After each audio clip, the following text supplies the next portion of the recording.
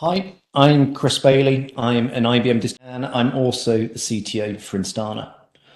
Um, so if we think about where IT ops is today, and we think about where it might be in 10 years' time, right? We're seeing a lot of kind of signals in the direction of a few key challenges.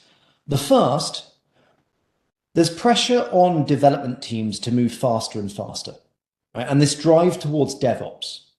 And that means development, to one degree or other, is going to be far more in control of what's being deployed into production infrastructure, the rate at which that happens, and the scale of change is going to increase dramatically.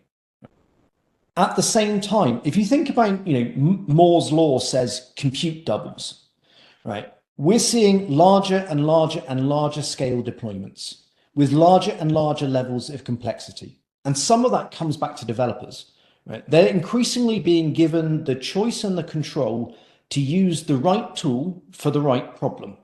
And that means we see multiple language runtimes being used in deployments, right? No longer is it enterprise Java or .NET. There's Python, there's Ruby, there's Go, there's Node.js, there's Haskell, there's Erlang. When you think data stores, no longer does everybody store everything in Oracle RAC databases or DB2. There's MongoDB, CouchDB, Elastic, ClickHouse, right? The scale of the technologies and the combinations is going to explode. And these systems are going to become more and more critical to the business. Right? We saw this with kind of digital transformation. During the pandemic, more and more things became digital and online.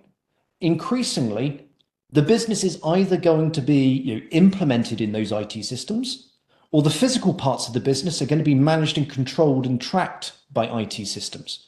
So business is going to depend almost entirely on IT. So we're going to have unprecedented levels of change, unprecedented levels of complexity and scale, and unprecedented levels of importance. Right? And that means that IT ops is going to become much, much harder unless we make it much, much easier.